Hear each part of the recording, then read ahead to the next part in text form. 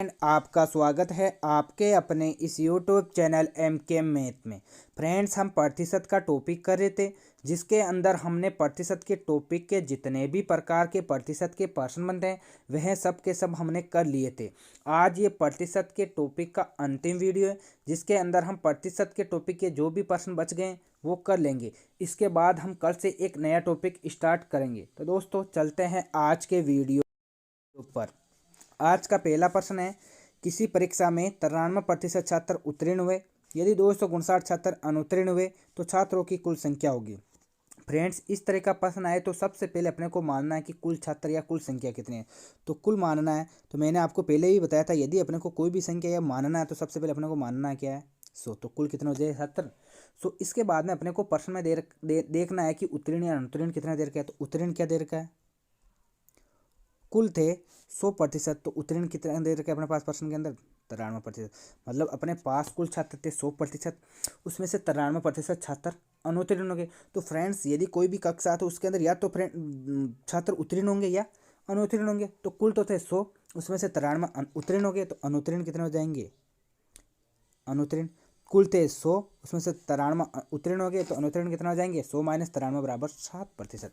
अब अपने को देखना है कि प्रश्न में कि उत्तीर्ण या अनुत्तीर्ण छात्र कितने दे रखे। तो अपने पास प्रश्न में दे रखा है कि 259 छात्र अनुत्तीर्ण हुए, तो अनुत्तीर्ण छात्र कितना हो जाएंगे, अनुत्तीर्ण छात्र अपने पास दे रखा है कितना, 259। मतलब अपने पास 7% बराबर क्या दे रखा है, 259। जैसे ही अपने पास 7% बराबर प्राप्त होगा, इसके बाद में अपने को क्या निकालना है, 1%। 1% बराबर कितना हो जाएंगे, 259/7। अब अपने को प्रश्न में देखना है कि अपने को निकालना क्या है। तो अपने को प्रश्न में निकालना है कि छात्रों की कुल संख्या होगी। तो कुल मानना कितना था हमने, 100, तो इसको किससे गुणा कर देंगे, 100 से। 7 के पावड़े से काटिए, 7 के पावड़े से एक बार, 7 × 21, शेष कितने बचे, 4, तो 7 7 × 50। तो अपने पास आंसर क्या आ जाएंगे, 37 × 100 बराबर अपने पास आंसर आ जाएंगे 3700। ये था फ्रेंड्स पहला प्रश्न। इस तरह के प्रश्न है तो सबसे पहले अपने को क्या मानना है, कुल छात्र। जैसे ही कुल छात्र माना, कुल छात्र मानने के बाद अपने को प्रश्न में देखना है कि उत्तीर्ण या अनुत्तीर्ण दे रखा है। जैसे ही उत्तीर्ण अनुत्तीर्ण निकाल दिया, इसके बाद में अपने को देखना है कि प्रश्न में संख्या किसके बराबर दे रखी है। यदि उत्तीर्ण बराबर दे रखी है तो उत्तीर्ण बराबर लिख लेंगे, और अनुत्तीर्ण बराबर दे रखी है तो अनुत्तीर्ण बराबर लिख लेंगे। इसके बाद में देखना है कि ज्ञात क्या करना, उससे उसको गुणा कर देंगे। इसके बाद चलते हैं फ्रेंड्स आज के दूसरे प्रश्न पर। आज का दूसरा प्रश्न है अपने पास, किसी वस्तु की कीमत 10% घटा दी जाती है, इसे मूल कीमत पर लाने के लिए नई कीमत में कितने प्रतिशत की वृद्धि की जाएगी। कोई भी वस्तु है या कोई भी जो वस्तु, उसकी कीमत 10% घटा दी जाती है। तो हमने सबसे पहले अपने को मानना, कुल कीमत अपने पास दे नहीं रखी है, तो सबसे पहले अपने को मानना है कि वस्तु की कीमत। तो वस्तु की कीमत मैंने भी आपको माना कि बताया था कि यदि अपने को मानकर कोई भी संख्या ज्ञात करने तो मानना अपने पास 100%। कोई भी वस्तु है जो उसकी मूल्य कितना हो जाएगा, 100%। अब हमें को दे रखा है कि वस्तु की कीमत 10% घटा दी जाती है, तो घटाना कितना है, घटाना है अपने पास 10%। मतलब एक वस्तु है उसकी कीमत है 100%, उसमें से घटाना है अपने पास 10%। अब अपने पास प्रश्न में दे रखा है कि इसे मूल कीमत पर लाने के लिए नई कीमत में कितने प्रतिशत की वृद्धि की जाएगी। कोई भी वस्तु है, उसकी कीमत है अपने पास 100% या 100 रुपये, इसमें से घटाना अपने पास 10। तो वर्तमान में या अब कीमत कितना हो जाएगी, अब कीमत अपने पास हो जाएगी, क्या हो जाएगी, 100 - 10 बराबर 90%। मतलब कोई भी वस्तु, उसकी पहले कीमत कितनी थी, 100, और 10% घटाने के बाद कितनी हो गई, 90। अब प्रश्न में पूछ रखा है कि नई कीमत में कितने प्रतिशत की वृद्धि की जाएगी। मतलब ये मूल कीमत है अपने पास 100, वो नई कीमत कितनी हो गई, 90। अब प्रश्न में पूछ रखा है कि इस 90 में कितने प्रतिशत की वृद्धि करें ताकि अपने पास क्या प्राप्त हो जाएगी, 100। तो 90 में कितने की वृद्धि करनी पड़ेगी, 10 की। अब ये 10 की वृद्धि होगी किस पर, 90 पर। जैसे ही 10/90 लिख दिया, अब अपने पास क्या करना है, इसको प्रतिशत में बदलना है, किससे गुणा कर देंगे, 100। फ्रेंड्स, इस तरह के प्रश्न हो तो सबसे पहले अपने को देखना है कि पहले कीमत कितनी थी, 100, घटाना कितना है, 10, तो अब कितनी हो गई, 90। तो अपने पास प्रश्न में पूछ रखा है कि जिस 90 को मूल कीमत कितनी है, 100 करने के लिए अपने को कितना प्रतिशत की इसमें वृद्धि करनी पड़ेगी। तो 10 की वृद्धि करनी पड़ेगी कितने पर, 90 पर गुणा 100, क्योंकि प्रतिशत में बदलना तो 100 से गुणा कर देंगे, तो 0 से 0, तो 100/90 बराबर 100/9 हो जाएंगे। तो 100/9 लिख दीजिए, 100/9। 9 का भाग 100 में पूरा पूरा कितने बार जाएगा, 11 बार। शेष कितना बचा, 1/9 अपने पास इसका आंसर हो जाएगा। दोस्तों, इस तरह के प्रश्न हो तो सबसे पहले अपने को कीमत माननी है उसकी वस्तु की 100। जैसे ही 100 माना, इसके बाद में ये देखना कि इसमें घटाना या वर्दी या घटाना कितना है। जैसे वर्दी घटाना देखने के बाद अपने वर्दी या घटा दीजिए, इसके बाद में जो कीमत होगी इसके बाद में जो प्रश्न में पूछा उस तरह से निकाल लीजिए। इसके बाद में चलते हैं आज के तीसरे प्रश्न पर। आज का तीसरा प्रश्न है, चीनी के भाव में 40% की कमी हो जाने से कोई गृहिणी कितने प्रतिशत की वृद्धि करे ताकि उसका खर्च पर कोई प्रभाव नहीं पड़े। मतलब चीनी के भाव में 40% की कमी हो जाने पर, तो सबसे पहले अपने को मानना कि चीनी का भाव मानना क्या अपने को, चीनी का भाव।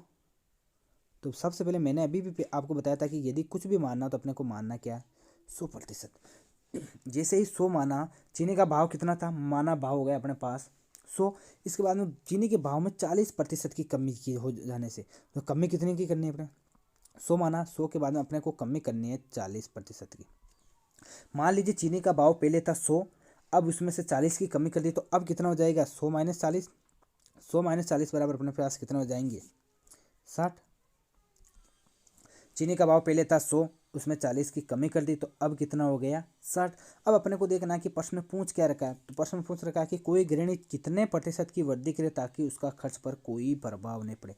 पहले 100 था, अब 60 हो गया। अब अपने को प्रश्न में पूछ रहा है कि इस 60 पर कितने प्रतिशत की वृद्धि करे ताकि वापस 100 प्राप्त हो जाएगी। तो वृद्धि किस पर करना है, 60 पर। अब करने कितने की है, 40 की। तो यदि अपने को प्रतिशत वृद्धि या कमी निकालनी है तो किससे गुणा कर देंगे, 100 से गुणा कर देंगे। कीजिए 100 से गुणा, 0 से 0, 2 के पावर से 2 बार और 3 बार, तो अपने पास कितना हो जाएंगे, 200/3। 200/3 कितना हो जाएगा, 3 का पावर 1 बार, 6 बार 18, बचा कितना 6 2, तो 20 में 6 बार 18, शेष कितना 2/3%। ये इसका आंसर हो जाएगा। फ्रेंड्स, इस तरह के प्रश्नों तो सबसे पहले अपने को मानना भाव कितना मानना 100। अब अपने को देखना कि कमी या वृद्धि कितने की कर रहा है वो लिख देना। अब जैसे ही कमी, यदि वृद्धि करनी है तो 100 में जोड़ दीजिए, और कमी करनी है तो 100 में से घटा दीजिए। जैसे ही घटाए, अब अपने को देखना है कि जो 60 में कितने की वृद्धि की जाए, कितने प्रतिशत की वृद्धि की जाए ताकि वापस वही प्राप्त हो जाए। तो 60 पर कितने की वृद्धि करेंगे, 40, तो 40/60 गुणा 100। इसके बाद में चलते हैं आज के अगले प्रश्न पर। आज का अगला प्रश्न है, चीनी के मूल्य में 20% की वृद्धि हो जाए तो एक गृहिणी को इसकी खपत कितने प्रतिशत कम करनी होगी कि इस पर खर्च नहीं बढ़े। मतलब चीनी के मूल्य में क्या करना है आपकी बार, वृद्धि। तो सबसे पहले अपने को मानना मूल्य। सबसे पहले अपने को क्या मानना है, मूल्य कितना मानना है, मैंने अभी आपको बताया था 100। अब क्या दे रखा प्रश्न में, 20% की वृद्धि करनी है, तो वृद्धि कितनी करनी है, पहले था 100, वृद्धि कितनी करनी है 20।